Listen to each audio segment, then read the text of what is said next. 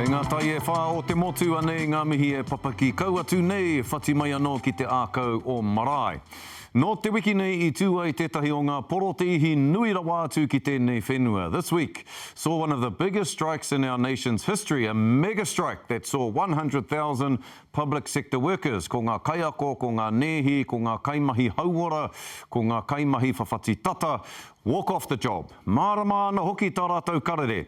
Fair pay, fair conditions and respect for the vital mahi they do each and every day for our hapori. Hei ata wānanga I te porotihi nei, ko Velalia, te wao kaiako, kura tuarua, mihi ana kia koe. Hoa, tēnā koe. Tēnā no koe te whanaunga. Thank you very much for coming in and good to see you again. Yeah. It's been a little while, but lawe te ki te anō I a koe. So how did the strike go on Thursday, ki o whakaaro? Yeah. It was amazing. Tū mātau I te taha o ngā tangata katoa e tautoko ana te kaupapa. To be able to walk down Queen Street here in Tāmaki Makaurau next to our fire services, next to fellow kaiako, next to our nurses, public service members was empowering, and so had a really amazing effect, I believe. But just to be amongst that kaupapa, and we had Moana Mania Poto MC in our kaupapa on that day, so you know, just raising the bar te ihi te wihi te wana for us to walk in that space, not to be doing it for ourselves, but for our tātai tamariki mokopuna. Ko rātai ki te take. She's excellent, Moana. She's a great MC and she definitely can connect with the crowd. Doesn't matter who they are, hako kōwai, but also in the crowd, a lot of rangatahi. Were you surprised by that? That a lot of rangatahi who weren't at school for the day decided that they would come and tautoko their kaioko? Actually, no. Not surprised that they were there because our rangatahi get it. They're supporting us like their whānau are supporting us now. Conversations are being had with our rangatahi to inform them of actually the situation that's in front of not just their kaiako, not just our public services, nurses and everyone, but in front of them as for their education moving into the future. So yeah, it was awesome to see them, and koina te take ka tū rangatira. And how did we get to this point where we have a mega strike? How te huarahi, takaroa mai ki tēnei, tai tēnei, kua mahui ake nei, kua tū tēnei porotihi nui tai ore ore. Yeah. Well, ko te kūwaritanga o tēnei kawanatanga te take. We have a government at the moment that has a mentality about divide and conquer. We have, and we're seeing, and it's been announced publicly that millions, billions of dollars are being invested into offshore companies and entities, and yet our education system has been underfunded, undervalued for well and truly over 30 years at least, right? So thinking about what does that look like, it's total lack of respect. Respect for us as a profession in the education sector, our nurses, everyone that provides services for our people here. When we have hundreds of thousands of people across multiple unions coming together, you know the storm's brewing. Ka tū te puihui. And when that starts to happen and it gets to a point where auwe taukiri ye, enough's enough, we have a mega strike in front of us, in front of the nation. The government's come back at you and they've said, they've described the strike as politically motivated and unproductive. How does that make you feel? Yeah, well, let's unpack that. Let's unpack that a little bit. Let's talk about the politically motivated attack on Te Ao Māori. We have David Seymour and his politically motivated Treaties Principles Bill. We have Erica Stanford and her removal of kupu Māori in early learning books due to the concern around phonics in English language. Scotty. Koinana. Kei te mārama. We have $30 million of funding that's been removed from Te Ahu o Te Reo to support kaiako across the motu to empower them to kōrero Māori throughout our kura. And then we've got Judith Collins, who announces that Kaiokoa paid $147,000. And if that was the case, e te tingangi, we wouldn't be out here in a mega strike. We wouldn't be in this situation at all. So politically motivated, I'm pretty sure that's what they've done in order to get the response that what we've done. Unproductive, absolutely. But I can guarantee that what we're doing at the moment and standing tūturu to what we believe in is a productive stance and where we're moving forward. Kia ana te kāwaratanga kia koutou. Hoki mai ki te tepu. Hoki mai ki te tepu whiriwhiri ai te kaupapa nei. You know, come back to the table. Let's start the bargaining. Let's start the kōrero. Let's start the conversation again. What do you respond? What's your response to that? Well, me tai mai rātou ki te tepu. Ai. Kei te tepu kia koutou, tatari ana ki te kāwaratanga. Ia te wā, ia te wā. And so they've got to come to the table with good faith, you know, and offers that are respectful and value our roles. So currently at the moment, the government's lead negotiator, Sir Brian Roach, where is he? He's in Australia on holiday. We're in crisis mode at the moment. We're at the tiepu. We're wanting to negotiate in good faith. That's what we're seeing as good faith on behalf of this government at the moment, not coming to the tiepu, offering offers that, okay, we'll just move the putia around a little bit and we'll raise the conditions over here where you're going to work. We're going to cut your hours. There's going to be no more hours. You know, you're going to have, sorry, I'll rephrase it.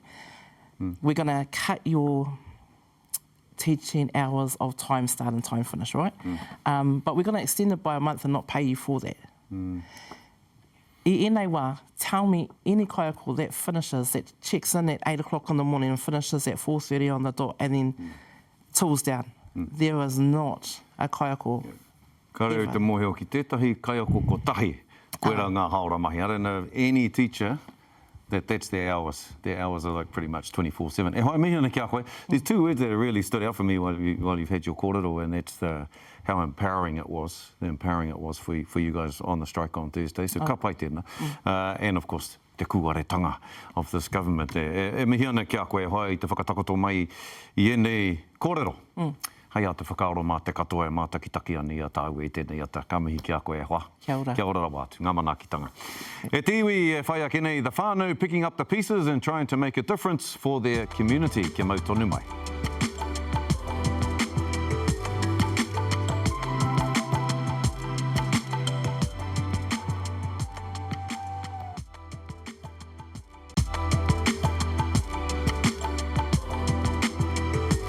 Hoki mai anō kia marae. The Turia whānau have faced a heartbreaking year with the sudden loss of 29-year-old Pākai Tore Turia just weeks after his grandmother, Dame Tariana Turia, was laid to rest. I kōrero mātou ki te whānau mo te kimi rongo wā, hei whakamahu I te mamai, hei tohua nora hoki I tētahi ara whakamua mō rātou. And a warning e hoama that this story contains the themes of suspected suicide. Viewer discretion is advised. I can remember when this place got flooded, you know, and once the waters go away, so does all the attention. But, you know, it's everything that's left behind because people's lives carry on. And it's like your life doesn't.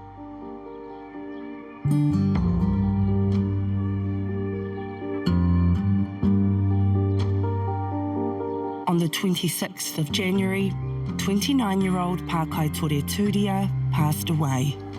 This doesn't feel real.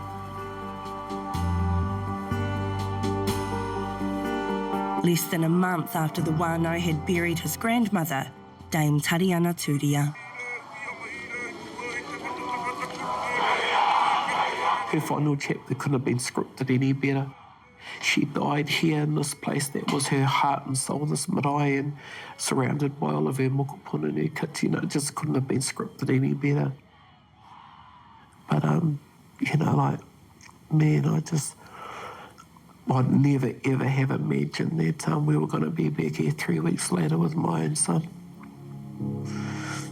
Not my worst nightmare ever, would I've ever imagined that we'd be here. It was an early morning phone call no parent wants to receive. His only son, a father of two, died by suspected suicide in Brisbane, where he was playing rugby. That was probably the hardest moment was hearing that he was dead, you know. And I never thought that I would ever lose my baby brother. It's the hardest thing that I've ever had to go through. There's been lots of questions. Why, you know? On March the 8th, 1995, a chubby wee brown-haired, brown-eyed baby boy was born at Whānau Marae. With his signature big smile, he was the apple of his koro's eye. I don't think he walked till he was probably 15, 16 months, you know what I mean? He was quite a fat baby, and once he started, we spent hours and hours and hours down at the rugby field kicking balls, and I'd commentate that he was kicking the winning kick for the All Blacks at the World Cup, and he loved that, you know. I remember this one time we were having an argument, and he was always faster than me, so he'd say something cheeky and then he'd take off. And so we lived at a farm, and he was running along the paddock, and I pulled out a slug gun. And he was running along the paddock, and I was just trying to pick him out and shoot him. And then I just remember him just leaping around in the paddock trying to avoid the bullets. Never hit him, obviously. Start doing that because it will be. He iho pū manua a Pākai Tore ka puta tōna rongonui mo te tākaro wutu Paoro, hei māngai mō ngā roe o Wanganui me Pōneke. And that's my favourite jersey. I actually want that hanging on my wall. It's my favourite jersey too. Yeah. Yeah. Probably the best game I have ever been to of his. Yeah. When he wore that Wellington Lions jersey, he did that really beautiful crossfield kick. And they scored off it. Yeah. Yeah. That was awesome. Yeah.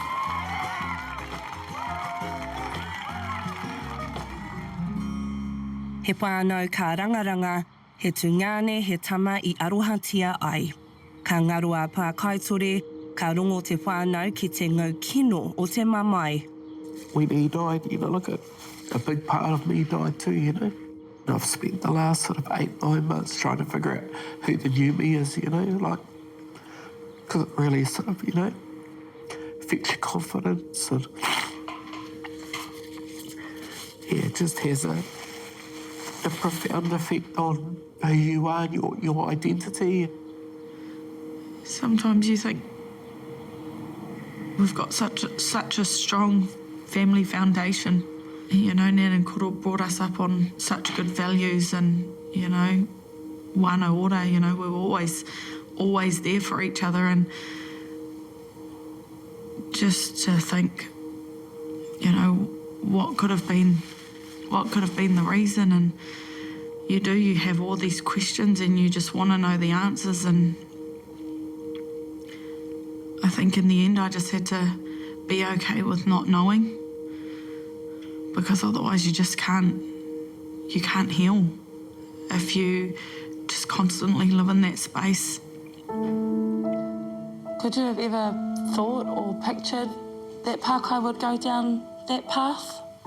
He would tell me that he's feeling low, and, you know, he's missing home and he's missing his babies. And so I'd just tell him, you know, come home, come be with us, reground yourself. He always had a real challenge with sort of being able to express himself and his feelings and his emotions. And, you know, I think, you know, part of him doing what he'd done was his inability to be able to communicate and to be able to say how he was feeling and feeling safe enough to be able to have those conversations. You don't want to have regrets, but that's probably one of my biggest regrets, is just, I guess, not being more, I don't know, just So I just felt like I just should have done more.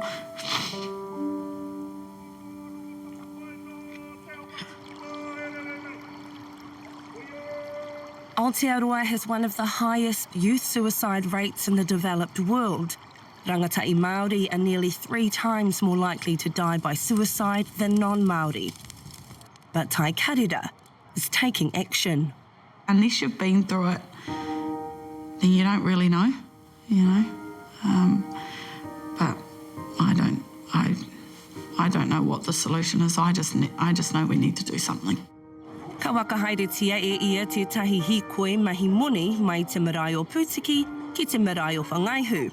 A tai atu ai ngā tāngata I runga I te karanga o te rā. I remember walking down to the Pūtiki slipway and just seeing the amount of people, you know, that were there. And this kaupapa wasn't about supporting me personally. It was really just about showing, you know, our rangatahi that this is our community and this is the amount of people that are here for you, and this is who's here and this is who'll love you, yeah, and be there for you. Tēnei mihi kawatiki koutou, ko taumai ki te tautoko I nei kaupapa, I te tautoko anō I tō tātou nei tuaine, tō tātou nei pāpā, o te rā. The kaupapa raising over $20,000 for Youthline and opening people up to a topic often swept under the rug. I don't wish that I was having to do this.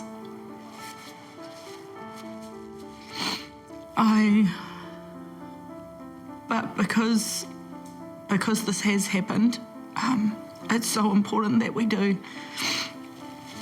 and that we raise awareness. Kua huri katoa te aua o te Whānau Turia. E waka tupu ana I ngā kākano o te tumanako kia pua wai ai. It's been healing for all of us to be able to sort of publicly sort of talk about something that's sort of so, you know, such a painful thing to talk about, really.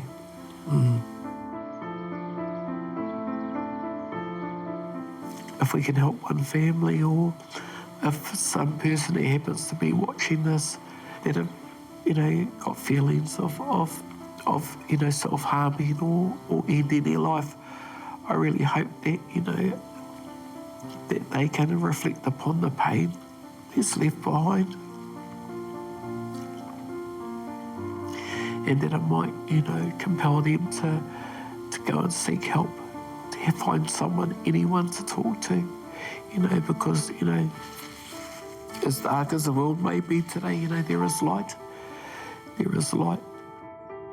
And that there's, you know, people out there that really care. Ka aro hake hoki nera. If you or someone important to you is in need of help or support, free help is available, and reach out anytime to talk to someone who cares. Ka tia tiwi e whai ake nei, Master Chef sisters Karena and Kasey Bird share their journey and what it means for them to be able to live, work and share their stories from Maketu.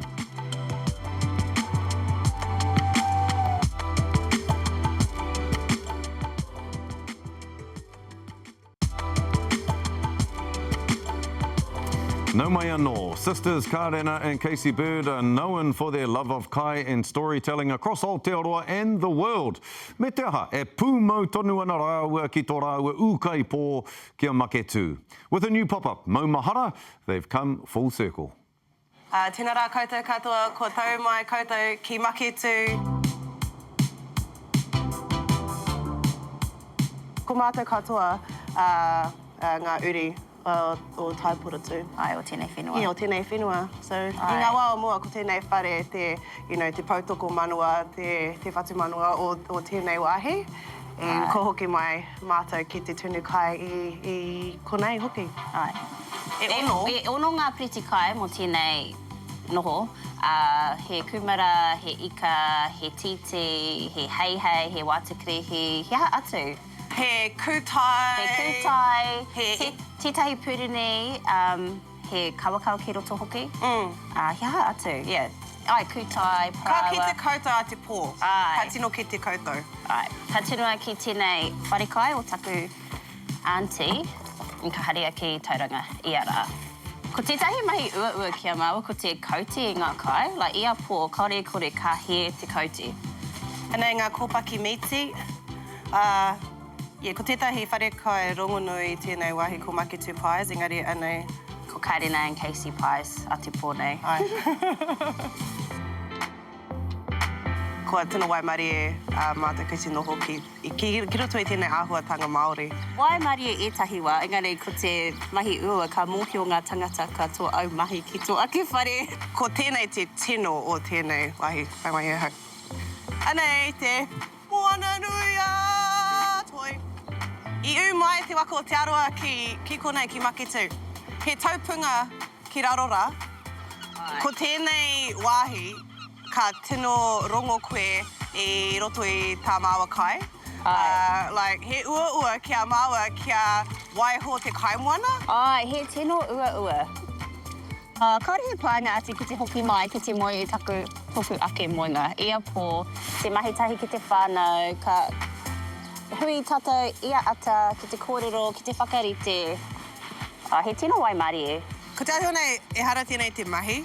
Like, he pai kia māua tēnei. Ai. And, yeah, ko te maimahara whakamutunga, e haere ana ki mauwau, ka taiti ki te atu ia mauwau, mai makitu ki mauwau. Me te ngāware o mātou whānau. Hoa ki tātou. Tātou, haere ki tauranga.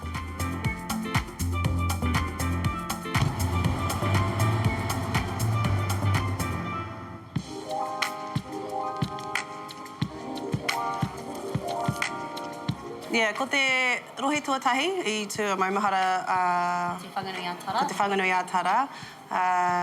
Ka tāte ki rotorua, mo te tuarua, ki tāmaki, ki te mahurihuri marae, te tuatoru, ki here taunga, te tuawha, and ko tauranga, te tuarima, te whakamutunga.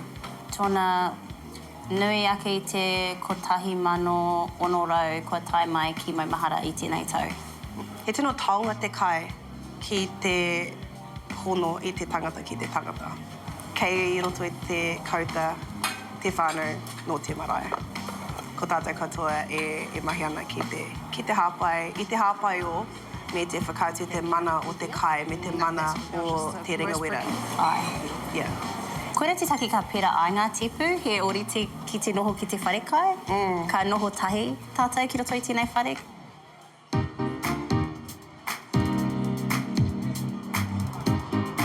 Ko te priti kai tuatahi e whakanui ana I ngā hoia I haere atu ki Tawaki, the Anzac soldiers. Ki ngā pakanga.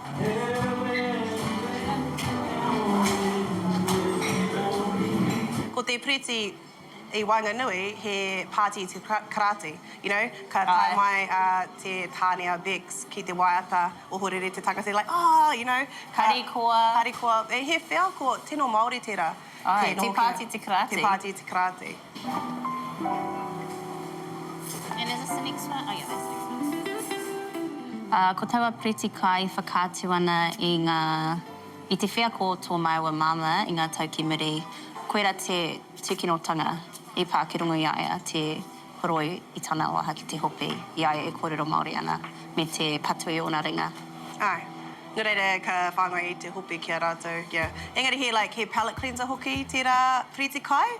He kawa ki roto, he rongoā kia whakawātea te māngai mo te Pireni. Nō reira e pai mo te whakararangi o ngā priti kai, e pai kia whakamohio atu ki ngā tangata e ora tonu ana te hunga I pēra ai ki a rātou tērā tūkinotanga. E hara nei kōrero e hāngai noa ana kia māua me o ngā whānau. He kōrero hāngai ana ki ngā Māori katoa, ngā tangata katoa I tai mai.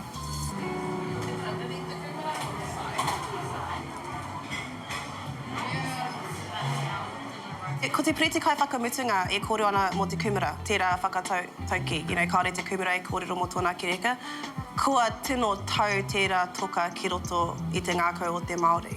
Engari kia māua nei, kua āhua roa haere tērā āhuatanga me kōrero mō te reka o tātou. Me kōrero mō o tātou pukinga Kua tai te wā, I tēnei wā hoki, I tēnei āhuatanga o ngā tōrangapū, I tēnei whenua, me kōrero ngā painga. Me whakakai tō ahi ki roto i a koe, kia whakaka I ngā ahi ki roto I etahi atu hoki. Po māua pōtiki mahi ana ki Muara, po hehe ngā etahi o ngā manuhiri ko... Tahi o Māua. Ia, ko te tahi o Māua. Like, he ahua ori te you know... Te hanga, te Engari, puna kanohi. Ahua tāhua ake pa. Ai, so, mā māma ngā kōrero, mā tā Māua taina I te aki ngā manuhiri. Ko pāpa I roto I te koutou e horo I rihi. Ai, ka taimai a te atu pōnei ki te awhina iaia. Ai, ko te whānau katoa I tēnei whare. Ko raua, taku whakaoenga. Ko tāku, te tautoko I a raua. E poho ki ruru ana hau I a raua. E maha aku a koranga. Ko te kotahitanga, kātahi. Ka rua ko te tino whakatairanga I tō tātou reo, o tira tō tātou ahurea Māori. Ka mutu ko te tino au māngia a te Māori I tēnei tike ngā kaupapa. Kasey and Karena, you are New Zealand's MasterChef Couples Champions. I te kaurua mano te kaumawha I toa māwaku Karena I te hōtaka MasterChef Aotearoa. Mai tērā toatanga, I haere ki tāwahi, I mahi tahi hōtaka, ki runga I te pauka whakata. He maha a māua mahi, tunu ki wāhi ke, tunu ki Aotearoa. He tino nui a māua mahi ngā tau kua hipa. Haere mau e tino, like, mōhio, he mahi mā māua I roto I te ao tunu kai. I aua wā, he hobby noiho. I haere ki te whare wānanga, I a koe I te accounting. En kare pai kau te accounting, are ko tērā te huarahi, kua ki te noa au. He tino pai kia o ngā kai. Tōna tairua tori mahono whitu waru, kia nei, e hara I te mea nōhia. Koe e noho ana māua ki maki tūtonu, ki te taha o tō mai whānau. He taone iti tērā, en ka puta atu ki te ao mai I maki tū. Ka taia I koutou, mena ka noho ki hea rānei, kei a koutou, kei roto I a koe. Ka taia te mahi I ngā mahi, kei roto I tō ngā kau. He pai kia mau te tunu kai, but he pai kia mau hoki te tuhi, te hanga I ngā kiriata, te whakaaro ki te tai o ngā rama, ki te whakatakotoranga o ngā tepu. Kua roa te wā e mahitahi ana maiwa. Te kauma tahi tau. Te kauma tahi tau e mahi ana toru te kauma ahanga tau kua mōhio ki aia. E ngā tau kua mahi tahi maiwa. E mōhio ana ki a maiwa, e mōhio ana ki ana piki me ngā hike. Hike? Me te tiaki ia taua anō, koera te mahi I tino tiaki ia iau, I tino tiaki ahau iaia, ka mōhio ki aia. Ke mōhio ana pai ana māua, he aha tāku mahi, he aha tāna mahi. Ai. Ki au nei koea taku tino, taku soulmate, I roto I tēnei ao. Ai. Yeah. E rua ngā puka. Kei roto māua I te top 50 wahine I te ao tunu kai. Cuisine magazine, yeah. Koera. I taka kua toa tā māua puka ki te World Best Cookbook I toa māua I tērā mo te puka tuatahi. Ko te mea ki toa, ko te puka. Ko tēnei puka te katoa I te reo Māori, ko tētahi mahi tino nui, te whakaputa I taua puka. Ai. He aha atu te tunu kai, ki hea, ko ai ka mōhio. Wai mai koutou? No. Tērā pia ka haere mai ki tō rohe. Tō rohe, yeah. Yeah. Too much rai kōrua, and a big mihi to all the whānau down in Maketu. I just came from there this morning, actually. Just drove up from Maketu this morning to be here with you lovely people on Marae this morning. Hoi anō, ko Marae tēnei mo tēnei wiki, ka kite anō tātou I a tātou a te wiki e tū mai nei. No hora mai, kia ora tātou.